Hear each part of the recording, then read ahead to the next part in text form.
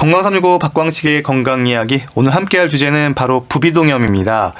고려대 구로병원 이비인후과 두경부외과의 박유로 교수 모셨습니다. 안녕하십니까? 네, 안녕하십니까? 주부 출연자 여러분, 리포터 전세현 씨 모두 안녕하세요. 네, 안녕하세요. 네, 오늘 제가 교수님을 이비인후과 중에서도 두경부외과로 소개했는데요. 이비인후 두경부외과, 이비인후과도 또 아니네요. 이게 어떻게 설명이 가능한 거죠? 이비인후 두경부외과가 하나입니다. 네, 하나입니다. 이게 다른 거 아니고요. 네. 이비인후 두경부외과가 하나입니다. 네. 그러면 이비인후과랑은 같은 건가요? 다른 건가요? 그러니까 이렇게 생각하시면 돼요. 귀, 코, 목으로 나눠져 있고요. 예, 이제 목에서 예전에는 후두 쪽만 다뤘는데 그게 이제 인후만 다뤘는데 그게 두경부외과까지 확장된 겁니다. 그래서 이과, 비과, 그다음에 두경부외과 이렇게 세 과가 하나로 합쳐진 거로 보시면 됩니다. 그러면 오늘 말씀 듣게 될 이 부비동염은 사실 이비인후 두경부외과에서 다루는 가장 흔한 질환인 중 하나인가요? 네, 가장 흔한 질환 중에 하나고 이비인후과뿐만 아니라 이제 전체 질환에서도 10대 흔한 질환 중에 하나입니다. 그러면 이 부비동염에 대해서 일단 사실 부비동, 축농증 우리가 좀 알기 쉬운 것 같은데요. 이게 부비동 하면은 그 부비동이 뭔지부터가 청취자 여러분들께서도 그렇고 저도 그렇고 좀 쉽지 않은 용어인 것 같아요. 일단 부비동이 뭔지 좀 설명 좀 부탁드립니다. 일단은 이제 한자만 놓고 보면 부비동이랑 부가 이제 부수적이다. 그리고 비가 이제 코고 동이란 것은 이제 공간을 얘기하는 거거든요. 그러니까 코에 딸려 있는 부수적인 빈 공간이란 뜻인데, 요걸 좀 쉽게 하려고 한글로는 코곁 동굴이란 말도 쓰긴 하는데 이제 일반적으로 쓰이진 않고요. 부비동이라는 걸로 많이 쓰입니다. 그럼 부비동이 어디 있는 거예요? 잘 감이 안 와서요. 이제 얼굴은 이제 여러 가지 뼈로 이루어져 있는데, 예를 들어서 상악골, 사골, 저평골, 전두골 이런 여러 가지 뼈로 이루어져 있는데, 그 뼈들이 이제 안에가 꽉 차 있으면 상당히 무게가 많이 나갈 겁니다. 그렇게 되면 머리를 들고 다니기 힘들 거거든요. 네. 그래서 저희가 직립보행을 하고 머리를 이고 살게 되면서 그 뼈 안이 이제 비게 된 겁니다. 네, 예를 들어서 뭐 새들이 그 날개뼈가 안이 비어 있듯이 머리가 너무 무거우면 이 골격 질환이 생길 수 있으니까 그런 식으로 해서 가볍게 만든 겁니다. 그러니까 머리뼈에도 그 뼈 안쪽에는 공간, 빈 공간이, 공기가 차워져 있는 공간이 있다는 거죠. 예, 그래서 아까 말씀드렸던 동굴이라는 이름이 들어가는 겁니다. 네. 그러면 그 부비동의 역할, 결국 좀 가볍게 하는 역할도 있을 거고 또 다른 기능들이 있나요?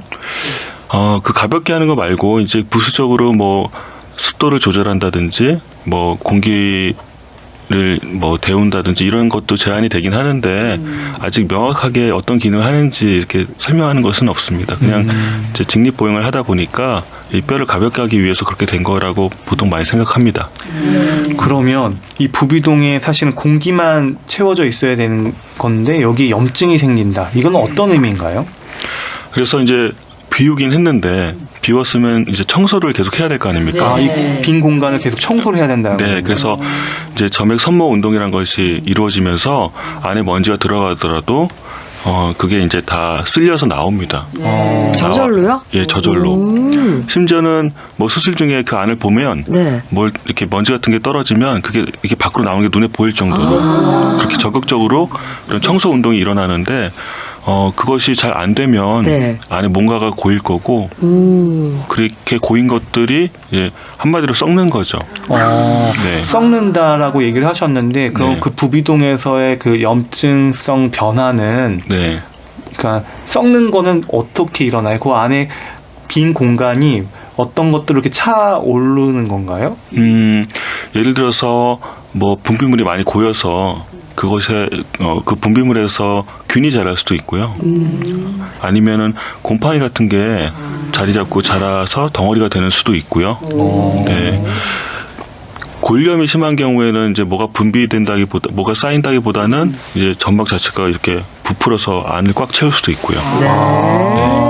다양한 변화들이 있을 것 같은데 그러면 이 축농증, 부비동염 다 이렇게 혼용해서 써도 상관은 없는 거죠?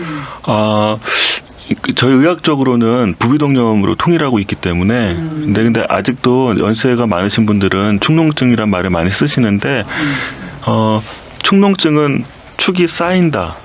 농이 아시는 고름, 증. 그러니까 현대 의학에서는 병의 이름을 말할 때 부위하고 현상, 부비동이란 공간, 그다음 염증이라는 그 염이라는 염증 이런 식으로 말을 하지 이렇게 애매모호한 용어를 잘 안 쓰니까 차후에는 이제 부비동염이라는 걸로 통일을 해야죠. 그러니까 축농증이라는 그 한자 자체도 그러니까 고름이 쌓인다라는 증세 이걸 얘기를 하는 건데 좀 더 정확하게 표현은 부비동염이 맞다. 좀 어려워요, 사실은. 네. 그러면 이 부비동염 계절과 연관이 있나요? 이제 성인보다는 소아에서 좀 더 이제 밀접한 관계가 있고요. 예를 들어서 저희 이제 아이들이 보통 1년에 6번에서 뭐 많게는 8번, 9번까지 감기에 걸리는데 한번 감기에 걸리면 이 부비동염이 급성으로 올 가능성이 한 뭐 5에서 한 10%? 네. 그러니까 감기를 자주 걸릴 수 있는 시기에 아무래도 부비동염도 더 자주 걸릴 수 있죠. 네, 그러니까 계절을 탄다고 봐야죠. 이렇게 부비동염에 대해서 이제 간략하게 좀 알아봤습니다. 건강365 광식의 건강 이야기는 KBS 홈페이지와 유튜브, KBS 콩 그리고 팟캐스트로도 서비스되고 있습니다. 오늘은 축농증으로 불리는 이 부비동염을 주제로 고려대 구로병원 이비인후 두경부외과의 박유로 교수와 함께 좀 자세히 알아보겠습니다. 그러면 이 축농증, 부비동염 다시 한번 정의를 한번 내려주시면 좋을 것 같아요. 정의요? 네. 정의는 부비동에 생긴 염증이니까 뭐 정의 자체는 단순한데 그 피부염은 보통 이제 피부염이라고 하면은 여러 가지 질환들을 이렇게 나눠서 얘기하잖아요. 네, 직접 보면 구별이 좀 되니까. 근데 부비동염은 좀 어려운 게 여러 가지 그 다양한 원인에서 비롯되지만 부비동염이란 거 하나로 총칭하다 보니까 증상이 워낙 다양하고 해서 좀 막연하게 느껴질 수가 있습니다. 증상이 다양하다고 하셨는데 네네. 그러면 부비동염이다 하는 증상들은 어떤 것들이 있을까요? 가장 흔한 거는 물론 콧물하고 코막힘. 예, 그 콧물 중에서도 좀 화농성, 노란 콧물. 그게 가장 흔하고 그 이외에 이제 악취라든지 아니면 후각 장애라든지 후각 저하라든지 냄새를 못 맡기도 하는 건가요? 냄새 못 맡는 경우도 그러니까 후각이 없는 분들의 가장 큰 원인은 부비동염입니다. 네. 그럼 이런 증상들이 있는데 그러면 감기로 네. 제일 처음에 시작했다가 부비동염으로 이어질 수 있는 건가요? 크게 이제 부비동염의 원인을 두 가지로 나눌 수 있는데 외인성과 내인성입니다. 근데 감기에 이제 의해서 생기는 경우가 외인성인데 이런 경우에는 보통 바이러스에 의해서 처음에 염증이 촉발되었다가 2차로 감염이 돼서 세균 감염이 돼서 그래서 급성 부비동염이 생기게 됩니다. 그러면 이 부비동염에 염증이 생기는 건 나이와도 상관이 있나요? 나이와 상관이 있다기보다는 소아하고 성인하고 이제 생기는 양상이 좀 틀립니다. 예, 소아에서는 그렇게 외인성으로 이제 감염에 의해서 생기는 경우가 많고 성인에서는 내인성 원인이 좀 더 많습니다. 예를 들어서 내인성이라는 단어도 좀 어려운데. 내인성이라는 단어가 그러니까 내 몸의 자체의 문제죠.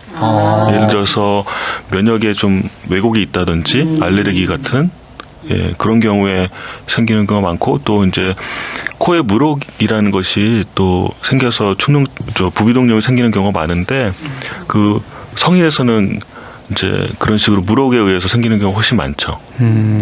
사실 이 부비동염, 축농증, 코에 콧물, 코막힘 같은 경우는 다른 일반 감기하고 다르게 잘 안 낫는 것 같아요. 아이들도 그렇고 이게 오래 가는 것 같고 좀 많이 괴롭히는 것 같은데 일단은 축농증, 이 부비동염도 급성하고 만성을 나눌 수가 기간에 따라 나눠지는 건 맞는 거죠? 예, 맞습니다.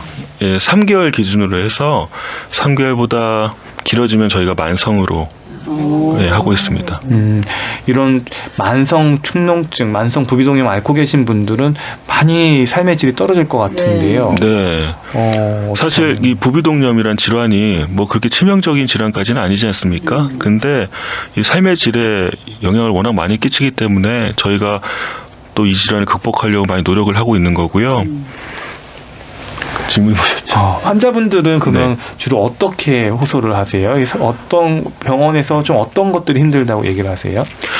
그러니까 삶의 질과 관련해서 말씀을 드리면 일단 아이들 학업 성취도가 많이 떨어집니다. 그리고 잠을 잘 못 자고요. 코가 막히니까.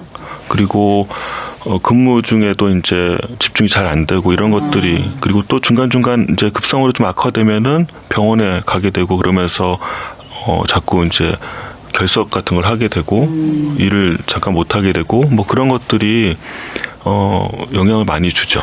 아니 콧물 코막힘 정도였는데 그게 학업 성취도까지 떨어뜨린다. 이게 잘 언뜻 이해가 가지가 않는데요. 일단은 코 막히는 것 자체도, 이 구호흡을 하는 것 자체도 이게 상당히 신경이 좀 쓰이거든요. 구호흡이라는 건 입으로 호흡하는 거, 입으로 호흡한다든지 이제 콧물이 계속 난다든지 이런 것들이 집중도를 많이 떨어뜨리거든요. 유사하게 이제 알레르기 비염도 아이들 학업 성취를 많이 떨어뜨립니다.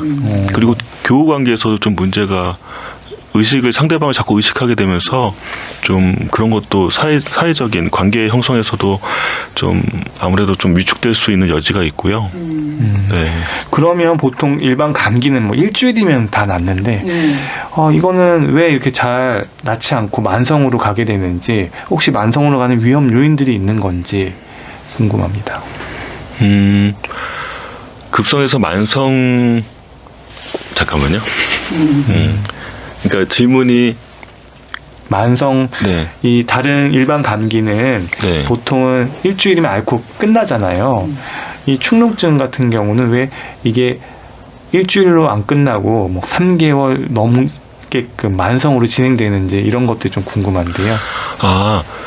이제 감기 같은 경우에는 부었다가 이제 가라앉으면 끝나는데, 그래서 일주일이면 끝나는데, 부비동염은 문제가 한번 그렇게 염증이 생겨서 환기구가 폐쇄돼 버리면 그 안에서 악순환의 고리에 빠지게 됩니다.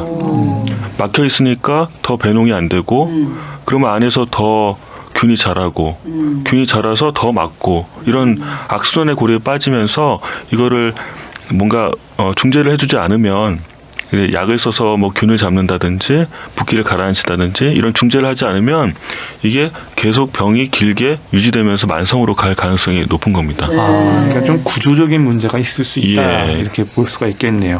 그러면 이 부비동염의 위험을 높이는 인자들, 그러니까 뭐 코뼈가 삐뚤어져서 그렇다는 얘기도 들고 뭐 여러 가지 이야기들이 있던데, 만성 부비동염 아니면 그냥 부비동염의 위험 요인들은 어떤 것들이 알려져 있나요? 일단은 내 몸 자체의 문제에서 기인할 수 있는 여러 가지 문제가 있는데, 뭐 천식이 있다든지 알레르기가 있다든지 아니면 다른 뭐 전신 알레르기와 관련된 전신 질환이 있다든지 그런 것들 하고, 그리고 이제 뭐 어떤 종양이 있어서 면역이 좀 떨어졌다든지 혈액학적인 질환이 있다든지 그런 나 스스로의 문제가 원인인 경우가 있고, 또 구조적인 문제, 예를 들어서 아까 말씀하셨던 코가 삐뚤어졌다든지 물혹이 있다든지 뭐 이런 뭔가 환기를 방해할 만한, 그 부비동이라는 공간이 계속 환기가 돼야 되고 씻어져야 되는, 씻겨 나가야 되는데 그걸 방해할 만한 어떤 구조적인 문제가 있다든지, 또 뭐 외인성으로는 이제 그런 아까 알레르기 얘기를 했지만 알레르기 황혼이 좀 많이 증가한다든지, 뭐 요즘 문제가 되고 있는 미세먼지나 공해, 그 다음에 바이러스에 노출이 많이 된다든지, 위생이 안 좋은 환경에 있다든지, 뭐 그런 것들이 원인이 될 수 있습니다. 원인이 상당히 다양한데요. 그러면 코피를 잘 흘리는 아이들, 뭐 이런 코피를 잘 흘리는 것도 또 이 부비동염의 원인이 될 수 있을까요? 코피요? 네. 이거는 좀 재밌는 얘기를 할 수도 있는데, 어머니들이 이제 아이들이 코피가 난다고 오시면 제가 이제 코를 많이 만질 겁니다. 99% 그렇게 얘기를 하면 어머니들이 우리는 코 안 만지는데요 그러는데 뒤에서 아이가 코를 파고 있어요. 그게 근데 아이들이 습관적으로 팔 수도 있는데 보통은 이제 코가 간지러워서 그런 경우도 많거든요. 너무너무 간지럽거든요. 알레르기 같은 게 있으면. 그래서 자꾸 손이 가서 헐어서 피가 나는 건데, 그런 경우에는 그 알레르기라는 것이 중간에서 양쪽의 원인이 되는 거죠. 코피가 나는 원인도 되고, 그 다음에 부비동염이 만성으로 가는 원인도 되고 그런 경우에는 관련이 있다고도 볼 수 있는데 단순히 코피를 이렇게 부비동염하고 연결시키는 그거는 좀 무리가 있고요. 그러니까 아이들이 코를 만질 때 뭐 세균이나 바이러스 감염으로 인해서 또 그런 것들이 부비동염으로 갈 수 있다. 아니요, 그건 아니고요. 그건 아니고. 네, 코를 만지는 이유가 알레르기 비염이 있으면 코가 간지럽거든요. 인과관계가 바뀌었군요. 제가 설명한 게. 그러니까 중간에 교란 인자가 하나 있는 거죠. 알레르기라는 공통 인자가 하나 있는 거예요. 알레르기라는 게 있어서 그게 예. 부비동염으로도 영향을 미치고 코가 간질간질하니까 예. 아이들이 계속 손이 코로 갈 수밖에 없는 상황이라는 거죠. 그러니까 그런 경우는 좀 감별해서 적극적으로 알레르기를 치료해줘야 이제 코피도 덜 나고 부비동염도 덜 생기고 그럴 수 있습니다. 그러면 이 콧물의 색깔이 어떤 진단이나 앞으로 치료 경과에 중요한가요? 콧물도 이제 성상에 따라 좀 나누는데 저희가 크게는 화농성이라고 그래서 이제 고름처럼 노랗게 새노랗게 나오는 게 있고 수양성이라 그래서 물처럼 줄줄 흐르는 그런 콧물이 있는데 저희 비과에서 가장 흔한 두 가지 질환은 그러니까 감기 제외하고요. 제일 흔한 질환은 이제 부비동염하고 알레르기 비염입니다. 근데 알레르기 비염 같은 경우에는 이제 아까 말했던 물처럼 나오는 콧물이고요. 이렇게 샛노랗게 나오는 콧물은 그거는 부비동염으로 저희가 생각할 수 있습니다. 샛노랗게 나오는 콧물이라 그 중간 단계의 콧물들도 있을 것 같아요. 약간 옅은 노란색의 이런 건 어떻게 봐야 돼요? 그때는 사실 저희도 구별하기 어렵습니다. 그러니까 화농성이라고 얘기하는 것, 부비동염이 있을 때는 정말 샛노란 콧물이 나온다 이렇게 기억해 두시면 될 것 같고 그러면 부비동염, 만성 부비동염 완치가 가능합니까? 네, 물론 가능합니다.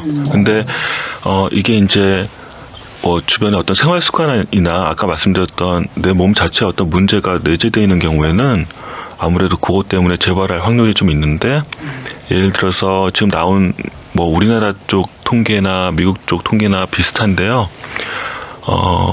뭐 내과적인 치료나 아니면 수술까지 했을 때 부비동염의 재발률이 한 10% 정도 얘기를 하고 있고 물혹 같은 게 동반된 경우에는 뭐 20%에서 30%까지도 얘기를 합니다. 그러면 제일 처음에 부비동염이 진단되고 나서 그러면 초기 치료는 어떻게 접근하시나요? 우선은 원인을 먼저 찾는 게 좋겠죠. 원인을 먼저 찾고 그 원인에 맞춰서 내과적인 약물 치료를 먼저 하고요. 보통은 한 달에서 석 달 정도 저희가 하고 그래도 안 되면 그 다음에 이제 수술적인 치료를 생각하게 됩니다. 그럼 원인에 따라 좀 접근법도 달라질 것 같은데 만약에 세균이 원인이다 그러면 항생제를 쓰는 건가요? 물론이죠. 그리고 바이러스가 원인이면 바이러스가 원인이면 보존적인 치료를 하죠. 항생제가 아니고 뭐 예를 들어서 뭐 좀 붓기를 가라앉힌다든지 뭐 좀 진해제 같은 걸 좀 쓴다든지. 그러니까 코에 쓰는 약들에 대해서 조금 정리해 주시면 좋을 것 같아요. 좀 막연한 것 같아요. 그냥 내과적으로 약을 쓴다 얘기를 하셨지만 코에 우리가 쓰는 약들이 뿌리는 것도 우리가 있을 거고 그 뿌리는 것도 종류가 좀 나눠질 거고 그리고 먹는 이제 약들도 좀 졸린 약도 있을 거고 졸립지 않은 약도 있을 거고 어떤 분들은 이게 도움이 된다 오히려 악화시킨다 이런 얘기도 하거든요. 좀 이 부분에 대해서 좀 알기 쉽게 좀 정리가 가능할까요? 일단 대표적인 약물을 몇 가지 안내해 드리면 물론 항생제가 있겠고요. 그 다음에 소염제, 그 다음에 뭐 저희가 소위 말하는 가래약, 김친약 같은 것들이 있고 그 다음에 코가 막히면 그 막히는 걸 좀 해결해 드리기 위해서 비충혈 완화제라는 것이 있고 그 다음에 알레르기가 동반된 경우에는 알레르기 약을 같이 쓰게 되죠. 항히스타민제라는 걸 쓰게 되는데 이게 이제 과거에는 이게 약물이 작용하는 것이 아주 특이적이지 않아서 중추신경계에도 작용을 하고 뭐 배뇨계에도 작용을 하고 해서 그런 약들 드시면은 좀 졸렸거든요. 근데 최근에 나온 이 항히스타민제는 일부 약품은 비행기 조종사가 복용해도 괜찮을 정도로 그렇게 안전합니다. 졸리지 않고 물론 아주 특수한 몇몇 경우에는 좀 졸리는 경우가 있긴 한데 대부분 졸리지는 않습니다. 그래서 너무 걱정 안 하셔도 되고요. 그 다음에 코에 이제 분비하는 약들이 있는데 저희가 이제 스테로이드가 섞인 그런 코 분무제가 있고 그 다음에 항히스타민제가 이제 코 분무제로 나온 경우도 있습니다. 근데 이제 그 경우에는 약맛이 조금 써가지고 이렇게 아주 이렇게 광범위하게 쓰이진 않고요. 그 다음에 저희가 비충혈 완화제가 또 코에 뿌리는 약으로 나온 게 있는데 주의할 점은 비충혈 완화제를 코에 뿌리는 경우에는 5일 이상 사용하면 오히려 코에 이제 자기 조절 기능이 마비돼서 코막힘이 더 심해질 수도 있기 때문에 꼭 주의해서 단기간에만 사용하셔야 됩니다. 그 비충혈 완화제 사용할 때는 꼭 그 주치의하고 상담을 통해서 적정 용량을 쓰는 게 중요할 것 같다는 생각이 드는데요. 또 충농증을 고생하는 분들 생리염수로 코 세척을 하는 게 도움이 된다고 하던데 이게 정말 맞습니까? 그 이제 여러 가지 증거들을 보면요. 이제 코의 증상과 관련된 점수는 그렇게까지 많이 낮아지는 것 같지는 않은데 이제 코 증상과 관련된 삶의 질과 관련된 어떤 척도 점수를 보면 많이 개선이 됩니다. 그래서 그런 부분에서 좀 사용하는 것이 여러 가지로 도움이 된다고 생각하고 있습니다. 그러니까 생리식염수로 코를 세척하면 결국 그 부비동 안에 있는 고름들이 잘 배농이 되는 겁니까? 그건 아니고요. 그럼 왜 이걸 하면 어떤 그런 기대 효과가 있다는 거죠? 그러니까 당장 이제 증상이 일시적으로 좀 완화되고 하니까, 그리고 기본적으로 코안은 수분한 환경이 되면 좀 더 편하게 느껴지거든요. 마른 환경보다는. 그래서 그런 면에서 좀 도움이 될 수 있죠. 그리고 이 부비동염에 있어서 항생제 사용이 좀 궁금한데요. 사용해야 될 때는 언제고 이걸 어느 정도 기간 동안 복용하는 게 완치에 도움이 되는지 궁금합니다. 기간은 사실 뭐 딱 정해져 있는 건 아니고요. 저희가 경험적으로 며칠 정도 사용해 보고 증상의 호전 여부를 보면서 1단계에서 2단계, 2단계에서 3단계로 이제 약을 선택을 계속 하게 됩니다. 그리고 저희가 최대 약물 치료 기간을 3개월로 보고 있고요. 뭐 물론 그 기간 내내 항생제를 복용해야 된다는 건 아닌데 뭐 그런 식으로 하고 있고 뭐 항생제를 며칠 써야 된다 이런 뭐 명확한 그런 어떤 기준이 있는 건 아니고요. 그건 이제 의사의 경험에 따라서 판단을 하게 됩니다. 그리고 항생제는 보통은 저희가 화농성 비루가 보일 때, 그러니까 노란 콧물이 보여서 세균 감염이 명확할 때 이제 주로 많이 쓰게 됩니다. 그러면 부모님들이 혹시 항생제 내성 걱정도 하실 것 같아요. 부모님들뿐만 아니라 저희도 걱정합니다. 그래서 항생제 가능하면 안 쓰려고 합니다. 제가 외래에 보는 하루 종일 항생제 처방 건수가 그렇게 많지 않습니다. 그러면 또 어떤 분들은 주겸으로 코를 세척하는 게 또 도움이 된다고 하시던데요. 네, 일단은요. 그 세척을 할 때 중요한 게 소금의 농도입니다. 네, 그러니까 생리식염수 농도, 등장성 액을 사용하지 않고 고장성이나 저장성으로 농도가 다른 그런 걸 쓰면은 오히려 점액 손모 운동을 방해해서 그 질환을 악화시킬 수도 있기 때문에 그 농도를 정확히 맞춰야 되는데 집에서 그냥 맞추기가 쉽지 않으실 겁니다. 뭔가 상용화된 제품이나 아니면은 식염수를 사용하시는 게 안전합니다. 사실 부비동염으로 고생하는 분들이 많으셔서요. 오늘 이 방송 들으시면서 좀 묘안이 없을까, 좀 평소에 어떤 생활 습관은 좀 없을까, 도움이 되는 이런 것도 궁금해하실 것 같은데 어떤 이야기가 가능할까요? 몇 가지 드리고 싶은 말씀이 있습니다. 제가 외래에서 자주 말씀드리는데요. 첫 번째는 손 잘 씻는 거. 특히 이제 소아에서요. 아까 말씀드렸지만 소아에서는 그렇게 이제 한번 감기 걸리면 부비동염으로 이완되는 퍼센티지가 5에서 10%니까 감기에 결국 자주 안 걸리는 게 좋거든요. 거기에 감기가 안 걸리기 위해서 가장 중요한 건 손 씻기니까 항상 이제 밖에 나갔다 왔다든지 뭘 이제 지저분한 걸 만졌을 때는 손 씻기를 좀 생활화하는 게 좋겠고요.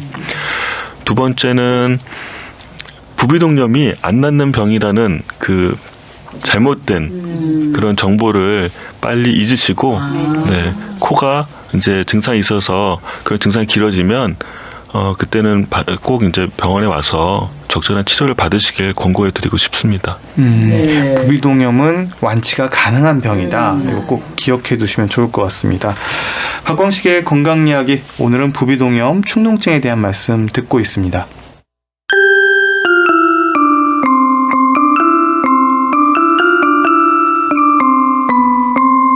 KBS 라디오 건강 365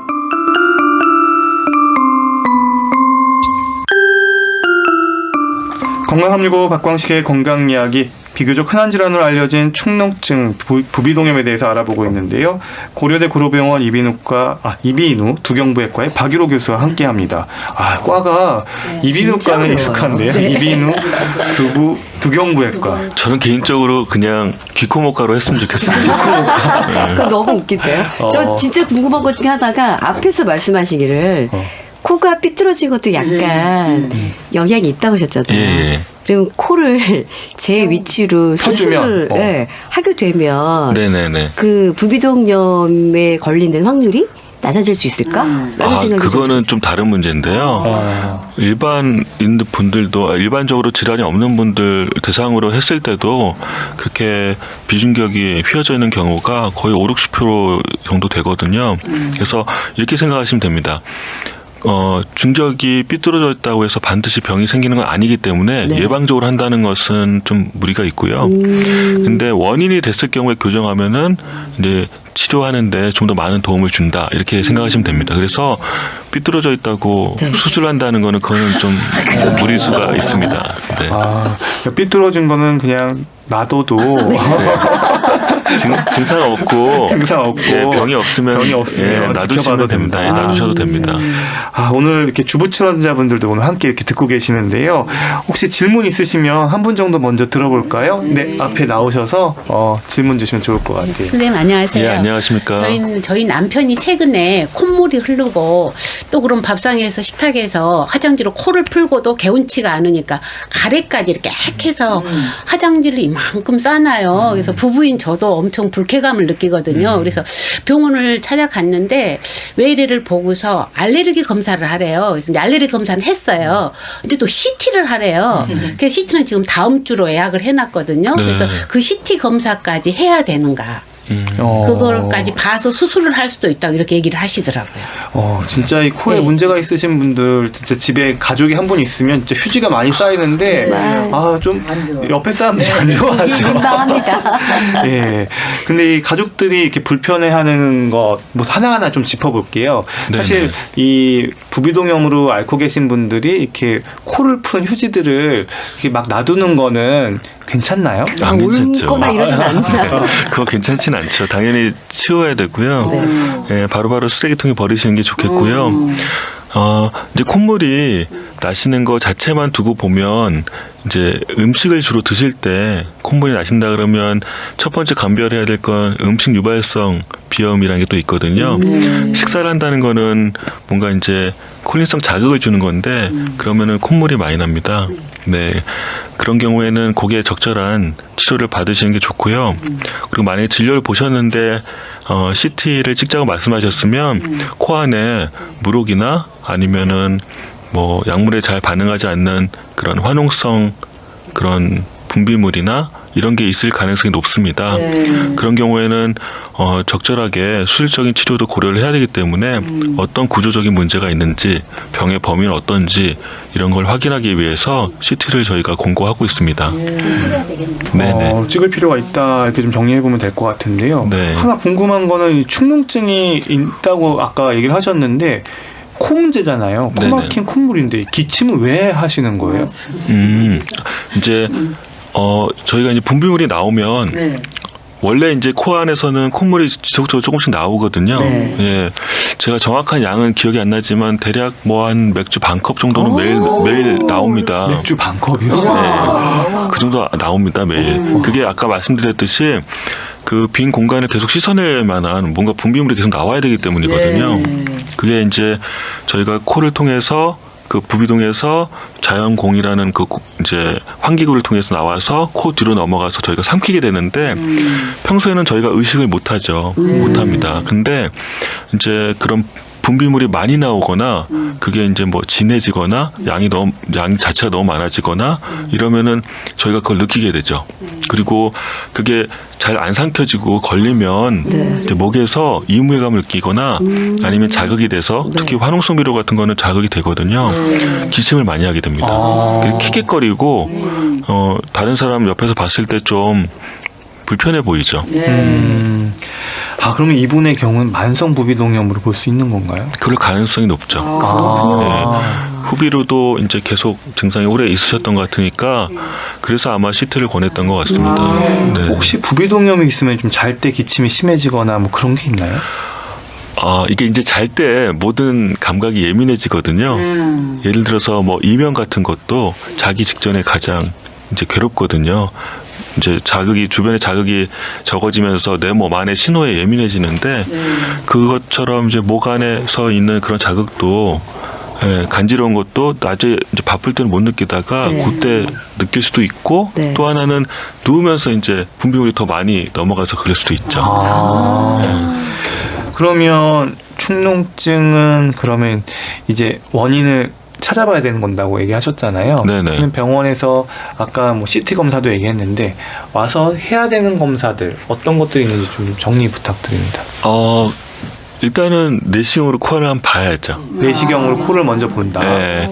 문진을 당연히 이제 문진을 먼저 하고 가지고 계신 어떤 다른 과거력 같은 거 없는지 저희가 좀 체크를 해보고 그 다음에 당연히 내시경으로 코 안을 좀 보고 목 안도 보고 그리고 나서 기본적으로는 방사능학적인 검사를 하는데 예전에는 일반 엑스레이를 많이 찍었는데 좀 더 정확한 CT가 많이 보급되면서 이제 CT도 많이 찍고 있고요.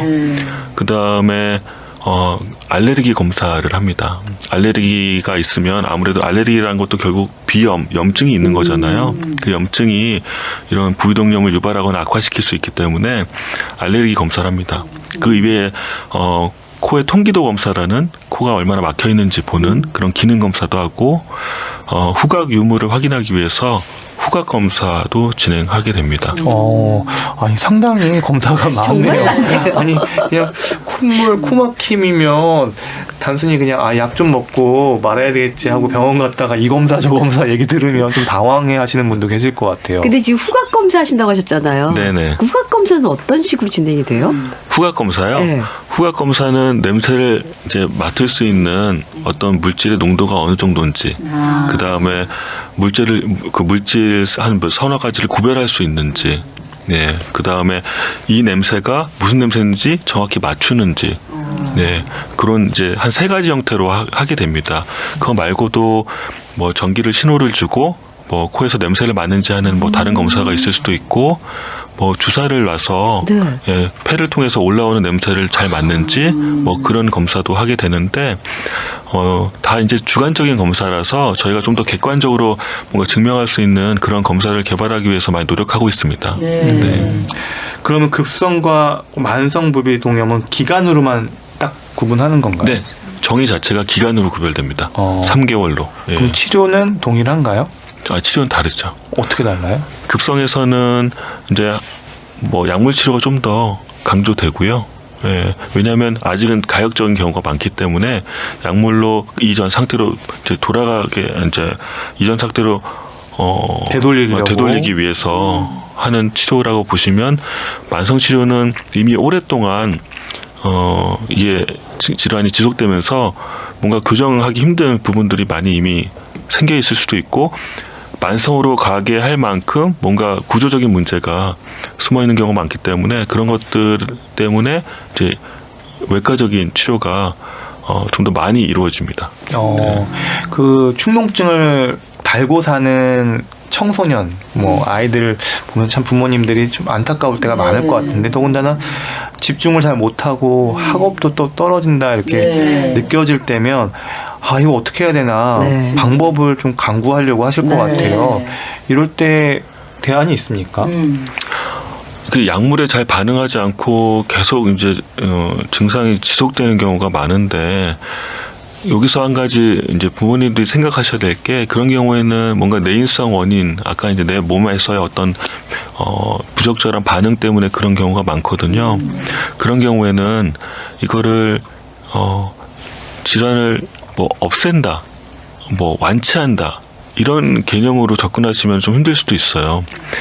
질환을 계속 관리한다라는 개념으로 해서 뭐 예를 들어서 뭐 알레르기 때문이다. 그러면은 알레르기 치료를 꾸준하게 네. 증상이 있을 때마다 적절한 약물을 복용해서 그것이 코어에서 문제를 일으키지 않게 그렇게 관리를 해주셔야 되고, 예, 재미있는 얘기로 당장 제 안과 친구가 아이가 부비동염이 지속돼서 많이 고생했거든요. 여러 병원도 많이 다녀보고 마지막에 절 찾아왔는데, 저도 처음에는 뭐 이 약 저 약 다 써봤습니다. 다 써봤는데 뭐 검사를 해도 이상 뭐가 원인인지 알 수도 없고, 그래서 고민을 많이 했는데, 제가 분명히 주변에 뭔가 자극이 되는 뭔가가 있을 것 같다. 예, 그래서 제 친구가 2달을 집을 사사히 뒤졌습니다. 뭐 비싼 막 공기청정기도 갖다 놓고 별짓을 다 했는데요. 결국 찾은 원인이 깔고 자던 라텍스였습니다. 라텍스가 부비동염을 일으킬 수 있는 알레르기? 예, 그러니까 뭔가 주변에 내가 관리할 만한 뭔가가 없는지 좀 잘 찾아보는 것도 도움이 될 수 있습니다.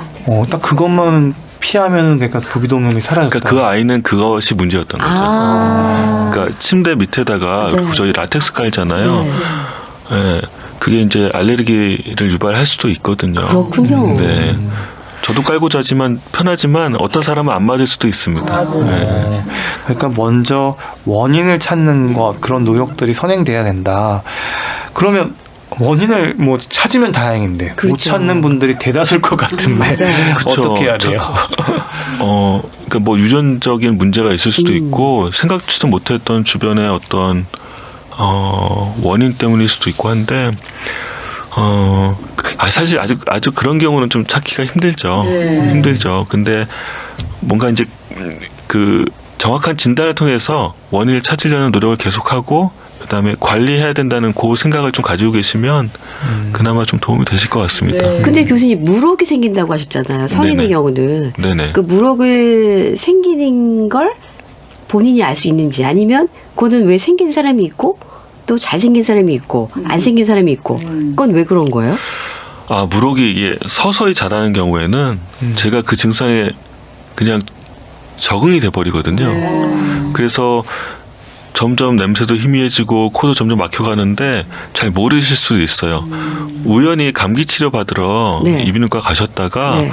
물혹이 있다는 얘기 듣고 깜짝 놀라서 오시는 분들도 많거든요. 네. 네.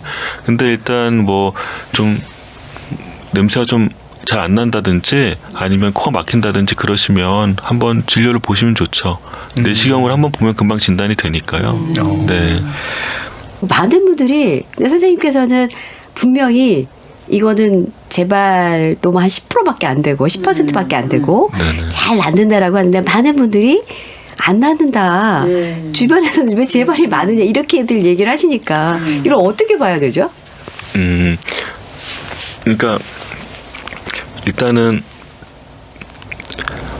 그 원인이 이제 내 자신의 어떤 문제가 포함된 경우에는 이거는 어떤 다른 만성 질환처럼 관리하는 병으로 이제 인식을 바꾸셔야 됩니다. 예, 그래서 뭔가 좀 문제가 생길 때마다 적절하게 약물 치료하고 해서 그 문제를 좀 계속 극복하기 위해서 노력을 하셔야 되는데, 이거를 자꾸 한 번에 해결할 수 있는 문제로 네. 치부해 버리시면 이게 그렇게 오해되실 수 있죠. 네. 예를 들어서 뭐 알레르기가 같이 있어서 부비동염이 계속 지속된다. 네네. 그러면 알레르기 치료를 계속 하셔야 되는데 네. 좀 치료하시다가 좋아지시면 또 치료 안 하시고 그렇죠. 그러면 다시 또 나빠지고, 이게 반복되니까 이거 안 났는데 뭐하러 이걸 치료해? 뭐 이렇게 생각하시는 거죠. 예, 그래서 그런 원인들은 네. 꾸준히 관리를 해주지 않으면 예, 마치 이 병이 절대 나을 수 없는 병이라고 이제 오해하실 수 있는 겁니다. 그러니까 관리를 잘해야만 이 부비동염은 잘 날 수 있다라는 거, 네네. 이것만 기억하셔야겠네요. 예. 예, 이렇게 여러 가지 질문들에 대한 답변 들어봤는데요. 오늘 주부 출연자분들께서도 이렇게 좀 같이 함께 들으시면서 실제 축농증은 주변에서도 많이 보는 질환이라 궁금하신 것들이 있으실 것 같아요. 한두 분만 질문 받아볼까요? 혹시 질문 있으시면 편안하게 뭐 해주셔도 되고요. 네. 안녕하세요. 가족 중 한 분이 코 막힘이 너무 심해서 이비인후과에서 코 내시경 검사를 하니까 코 속에 물혹이 생겼다 그래서 이제 수술을 했거든요. 네네네. 그 하고 나니까 코가 뻥 뚫려서 살 것 같다고 그러는데 또 누구 얘기 들어보니까 그 물혹이 재발을 잘 한다고 해서 예, 걱정이 맞습니다. 돼요. 그래요? 예. 이 물혹 맞습니까? 아까 말씀드렸지만 이제 물혹이 없는 경우에는 재발률이 10% 미만인데 물혹이 있으면은 재발률이 20% 30%까지 올라가거든요. 그런 경우에는 더 열심히 이제 관리를 하셔야 되는데 코의 상태도 주기적으로 와서 검사를 받으시고 그 다음에 아까 말씀드렸던 어떤 내재적인 원인 그런 것들을 계속 조절하기 위한 약물 치료도 꾸준하게 하시는 게 좋습니다. 물혹이 안 생기게 하는 약이 있나요? 안 생기게 한다기보다는 더 이제 커지지 않게 유지하려고 하는 약은 있죠. 그러니까 네. 그러면 물혹 수술을 하고 네. 그러니까 더 커지지 않게 하는 그런 약들을 보조적으로 쓰게 되나요? 코에 이제 스프레이 정도 쓰게 됩니다. 예. 그러면 이 만성 부비동염, 축농증을 고생하는 분들이 수술해야 하는 경우, 방금 얘기한 것처럼 물혹인 경우도 있을 것 같고요. 네. 어떤 경우들이 이렇게 있나요? 수술해야 되는 경우요. 예. 약물에 반응하지 않는 모든 경우죠. 그러면 약물에 반응하지 않을 때 수술로 뭐를 교정해 준다는 건가요? 이제 지금 수술은 전체적인 개념은 기능적인 수술입니다. 예를 들어서 아까 처음에 이제 부비동염이 생기기 시작한 그 원인에 대해서 얘기를 드렸는데 자연공이 막히면서 이 부비동이라는 공간이 환기가 안 돼서 거기가 이제 적절한 그 청소가 잘 이루어지지 않기 때문에 더 악화된다고 말씀드렸는데 그것처럼 이제 자연공이 자꾸 폐쇄되니까 문제가 더 악화되는 그런 악순환에 빠지니까 그 자연공을 넓혀주는 수술을 하는 거죠. 네. 그러니까 통로를 갖다가 더 크게 넓게 뚫어준다 이렇게 네네. 생각하면 되겠네요. 네네네. 그러면 그게 내시경으로 이루어지는 수술입니까? 네, 내시경으로 이루어집니다. 그럼 전신 마취를 하나요? 과거에는 부분 마취로도 많이 했는데 지금 워낙 뭐 마취 기술이 좋으니까 전신 마취로 보통 하죠. 전신 마취로 하고 네. 그러면 그게 바로 그 수술 후에도 네네. 바로 일상생활이 가능한 건지 숨 쉬는데 문제는 없는 건지 궁금한데요. 아주 심한 경우가 아니면 예, 일상생활은 바로 가능하십니다. 그리고 숨 쉬는 거는 이제 코 안에 그 충전을 얼마나 해놨느냐에 좀 따라 다른데 보통은 이틀? 하루나 이틀이면 코 안에 넣어놨던 솜을 빼거든요. 그러면은 뭐 숨 쉬는 데는 크게 문제는 없으십니다. 오늘 이렇게 우리가 주변에서 좀 흔하게 볼 수 있는 축농증에 대해서 좀 자세한 얘기 나눠봤는데요. 시간이 거의 다 되긴 했지만 교수님께서 좀 부비동염에 있어서 좀 강조하고 싶은 당부랄까요? 마지막으로 한 번 더 부탁드립니다. 네, 그 부비동염이 낫지 않는 병이라고 많이들 오해하시는데 예, 정확한 진단을 받으시고 그리고 적절한 치료 받으신 다음에 열심히 관리하시면 예, 나을 수 있습니다. 예, 그래서 그런 오해는 안 하셨으면 좋겠습니다. 손도 잘 씻어야죠. 그럼요. 예, 오늘 부비동염에 대해서 고려대 구로병원 이비인후 두경부외과의 박유로 교수님과 함께 자세한 말씀 나눠봤습니다. 오늘 말씀 고맙습니다. 네, 감사합니다.